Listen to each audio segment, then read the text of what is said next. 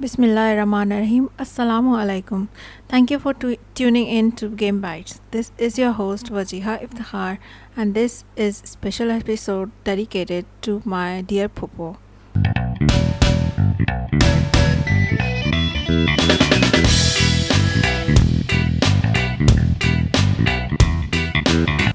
Welcome back. Today I want to talk about why I was unable to record and upload an episode last week, while at the same time share with you a tragic event of my life. About 4 weeks ago, on the 21st of October 2025, I lost a loved one, my paternal aunt or Phuppo.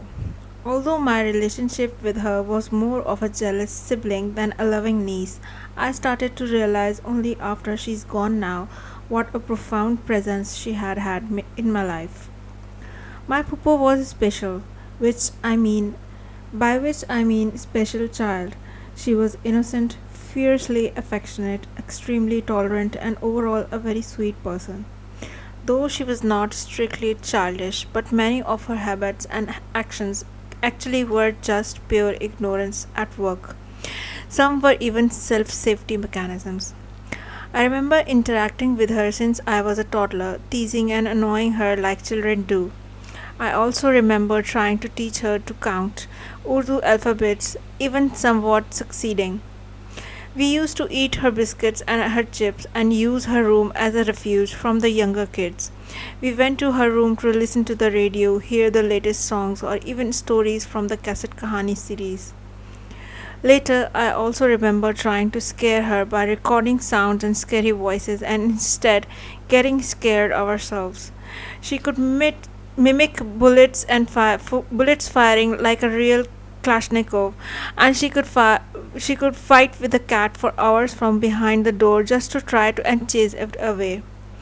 A heart patient with hypertension, she was also dependent on various medicines and some conditions we couldn't do anything about.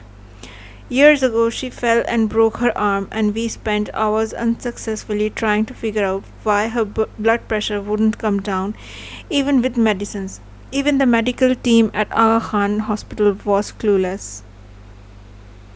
Years later, she had a minor stroke, stopped eating and speaking, and we did everything we could do to bring her back and succeeded. She was active. Besides her mental condition, everything about her was normal. She walked, talked, ate, and did everything like normal people. She was even opinionated politically.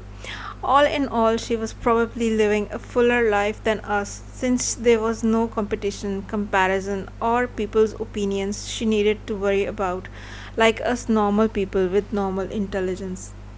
However, when we shifted in our current home 4 years ago, she suddenly changed.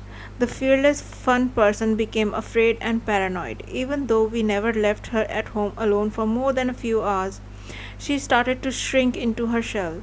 She didn't want to go out, disliked traveling in the car, completely stopped doing things she used to do so naturally before.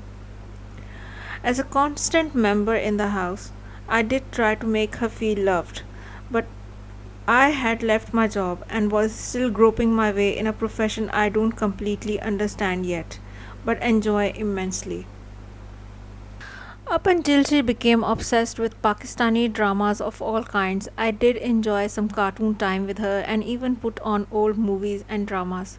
But Pakistani dramas today have more music and noise than story and dialogues, and the runtime is less than 30 minutes is really not worth watching. 30 minutes of nonsensical ads. So we grew apart, although we did agree on a lot of things, especially about current affairs. But she was slowly going down. We were just unable to see it. Her BP was being monitored, and we adhered to all her health issues like we would do to our own. But her condition was special, and with a history of strokes, we couldn't predict when the next one would strike and how dangerous it would be. But these could all be called excuses. I could blame myself for being careless and not properly paying attention to her that night, even though I remained awake and had the door open, and I did go to her room multiple times during the night. Or I could just accept things that have happened and try to move on. Whatever I choose, she's already gone, she won't come back, and all we're left with are regrets for not doing this and that.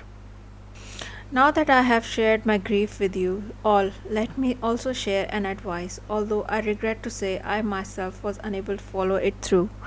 Cherish what you have, especially the people around you who are constants of your lives. Whether it's a relative or someone unrelated, a friend, a spouse, a child, a neighbor, a sibling, parents, or grandparents, whether they are normal or special or just people with some disability, whether they are your servants or family members, cherish the people who are constantly around you. Unconditional love is not easy to express. It is even harder to spot, and it is a rare treasure in this world.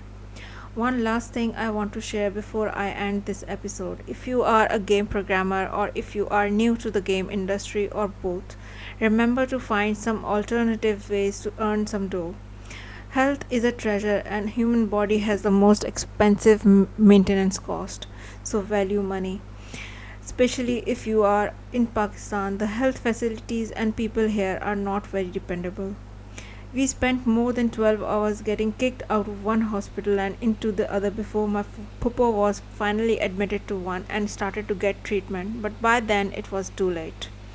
So, even if you are spending fortunes on your devices, and I know developing games demands high power and performance from machines, keep a small fortune aside for yourself and your family and don't let yourself touch it until there's truly a need for it and unless it's a health issue.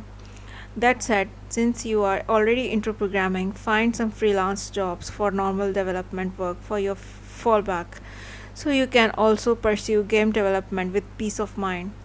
But we'll discuss more on careers and alternate jobs and passive income in another episode. That would be all for today. Feel free to share your feedback, leave comments, share the podcast, and suggest topics you'd like to be talked about in Game Bites. Until next time, this is Wajiha of Game Bites signing off.